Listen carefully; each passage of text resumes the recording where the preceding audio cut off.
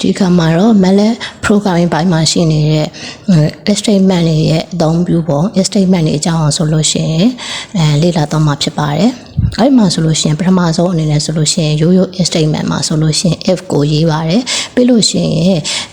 အခြေအနေကိုစစ်ဆေးဖို့အတွက် logical condition ကိုရေးပါမယ်။အဲ့ဒီနောက်မှာဆိုလို့ရှိရင်အဲ့ဒီအခြေအနေကမှန်ကန်ခဲ့ရဆိုလို့ရှိရင်ကိုလုံးစေစေခြင်းနဲ့statement ဒါမှမဟုတ် function ကိုရေးပေးပါမယ်။ပြီးလို့ရှိရင်တော့ and နဲ့ပိတ်ပေးပါမယ်။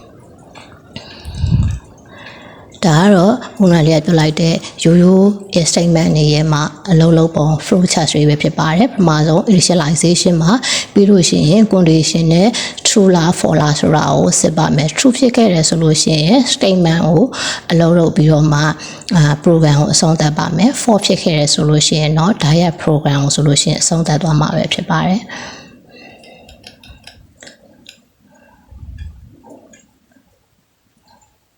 ဒါကတော့ရိုးရိုး statement နေရာမှာအလုံးလုံးပုံပြောသွားတာဖြစ်ပါတယ်။နောက်တစ်ခုကကြတော့ if statement ကိုပြော if statement ကြတော့ဘာလဲဆိုတော့အခြေအနေတစ်ခု false ဖြစ်ခဲ့တယ်ဆိုလို့ရှိရင်နောက်ထပ်လှုပ်ဆောင်ချက်တစ်ခုထပ်လုပ်ချင်တယ်ဆိုရင်ENSEH ကိုသုံးပါတယ်အဲ့ဒီမှာအရေးကြီးတဲ့တစ်ခုက is ရေးတဲ့နေရာရဲ့နောက်မှာဆိုလို့ရှိရင် logical condition ထပ်ပေးစရာမလိုပါဘူးအမှာပဲအခြေအနေတစ်ခုပေးမှဖြစ်ပြီးတော့အဲ့ဒီအခြေအနေကမှန်လို့ရှိရင်ဒါကိုလုံးမယ်ဒါမှမဟုတ်တခြားဘယ်အခြေအနေမျိုးမှမဆို ENSEH တဲ့က statement ကိုလုံးပါမယ်လို့မှတ်ထားမှာဖြစ်ပါတယ်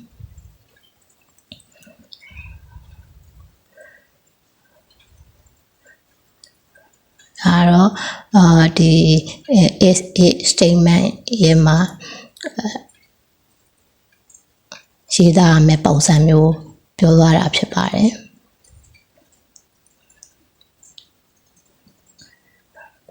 နောက်ထပ်ကနော်တကယ်လို့main program မှာဆိုလို့ရှိရင်နောက်ထပ်ကစစ်ဆေးစရာအခြေအနေတွေအများကြီးmultiple choice တွေရှိနေခဲ့တယ်ဆိုလို့ရှိရင်တော့nested if လို့သုံးပါမယ် nested if ဆိုရဲif is if လို့သုံးပါမယ်ဒီမှာဆိုလို့ရှိရင်မှာတော့ if အခြေအနေကို if condition ကိုစစ်မယ် false ဖြစ်ခဲ့ရဆိုလို့ရှိရင် if condition ဒုတိယအခြေအနေကိုစစ်မယ်ဒီလိုမျိုးနောက်ထပ်ဒီလို condition ပေါင်း5ခု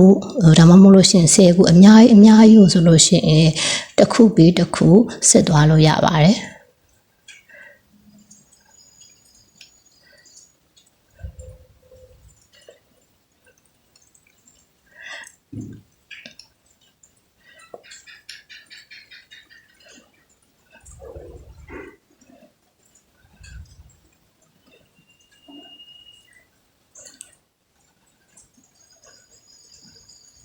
ဒါကတော့ condition အများကြီးကိုစစ်ဆေးခြင်းတဲ့အခါမှာဆိုလို့ရှိရင်သုံးရတဲ့ပုံစံဖြစ်ပါတယ်ဒါကတော့ခုပြောခဲ့တဲ့ condition အများကြီးရှိတဲ့အခါမှာဆိုလို့ရှိရင်စစ်ဆေးခြင်းနဲ့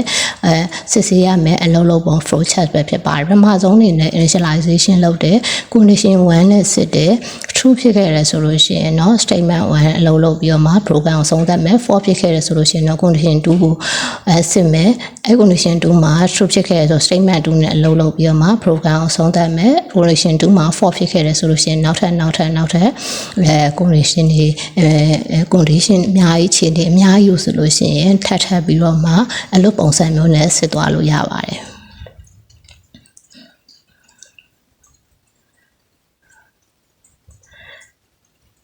အဲ့လိုဆိုတော့တို့ကstatement တွေကိုသုံးပြီးတော့မှMallet program လေးတစ်ခုကိုစဉ်းစားကြည့်မယ်အခုစဉ်းစားကြည့်မဲ့ program ကဥပမာပေါ့နော်မင်းကသက်18နှစ်ကျော်တဲ့လူကြီးတယောက်ဟုတ်မဟုတ်ဆိုတာကိုခွဲခြားပေးမဲ့ program လေးတစ်ခုကိုရေးသားကြည့်ပါမယ်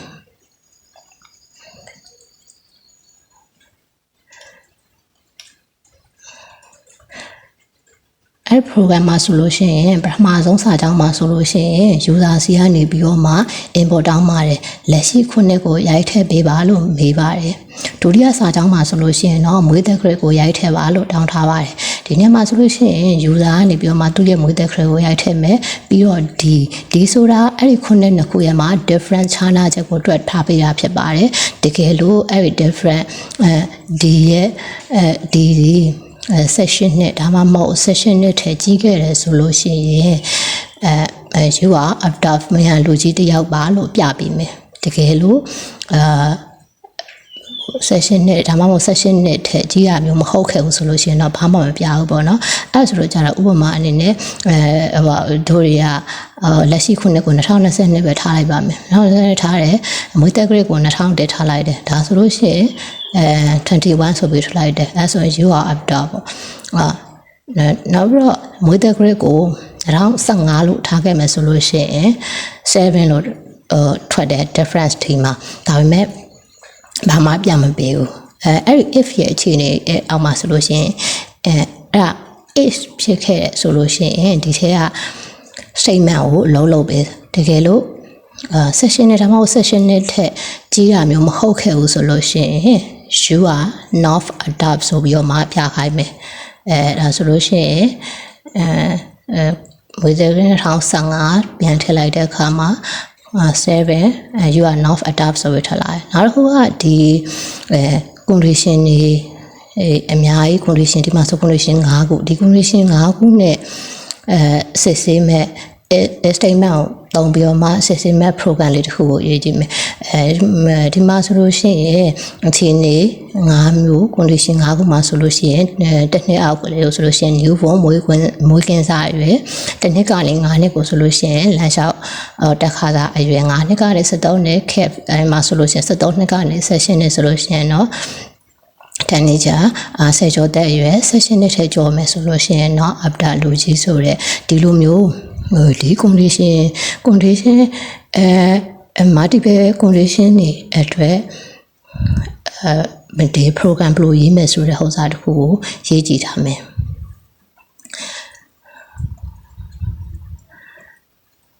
အဲ့မှာဆိုလို့ရှိရင်ပထမဆုံးစာကြောင်းဆိုလို့ရှိရင်0 greater than 0 and less than 1 0 ထည့်ကြည့်ပြီးတစ်အောင်နဲ့ဒါဆိုလို့ရှိရင်ဒီလိုခါမျိုးဆိုရင် you are new form ဝေးကင်းစားရွယ်ပါလို့ပြပေးif အဲ့လိုမဟုတ်ခဲ့ဆိုလို့ရှိရင်တစ်နှစ်နဲ့9နှစ်ကြာ greater than 1 and less than equal 5ဆိုလို့ရှိရင် you are toddler ဆိုပြီးတော့မှလမ်းလျှောက်တဲ့ခါစားကလေးအရွယ်ဆိုပြီးတော့မှဒါမျိုးပြောပြီးအဲ့လိုမဟုတ်ခဲ့ဘူး if is greater than 5 less than equal 30ရွယ်ဆိုလို့ရှိရင် you are give ဒီလိုအခြေအနေမျိုးတွေနဲ့ပြခိုင်းပြီးတော့မှရေးကြည့်မယ်ဒါဆိုလို့ရှိရင်စရကြည့်မယ် and current year ဆိုပြီးတော့မှလက်ရှိခုနှစ်ဥပမာ2020နှစ်ပဲထားလိုက်ပါအောင်ဒါကတော့အဲ့မှာဆိုလို့ရှိရင်မွေးသက် grade ကို19လို့ရေးလိုက်တယ်ဆိုလို့ရှိရင်ခုနှစ်ခုရဲ့ခြားနာချက် different d3 လို့ထွက်လာလို့ရှိရင်ဟိုဘက်မှာပြောခဲ့တဲ့ဘယ်စာကြောင့်လဲဆိုတော့ဒုတိယအခြေအနေနဲ့တွားပြီးတော့ညီမယ် greater than 1 and less than equal 5 you are toddler ဆိုပြီးတော့မှအဲ့ဒီပိုင်းပုံစံမျိုးနဲ့ပြထားမယ်နောက်တစ်ခုနောက်ထပ်ပုံစံတစ်မျိုးနဲ့စမ်းကြည့်မယ်ဒါဆိုလို့ရှိရင်လက်ရှိခုနှစ်2022မွေးသက် grade ဒီ1991ထားပါတော့ဒါဆိုလို့ရှိရင် difference ကဘယ်လောက်ထွက်လာမလဲဆိုတော့ကြတော့31ဆိုပြီးထွက်လာတယ်31ဆိုလို့ရှိရင်အောက်ဆုံး condition ဖြစ်တဲ့ you are after ဆိုတဲ့condition နဲ့ပုံစံလာပြီးတော့ထွက်တယ်ဒါကတော့ merit program မှာသုံးနေတဲ့ nested if ကိုသုံးတဲ့နမူနာပုံစံ program ပုံ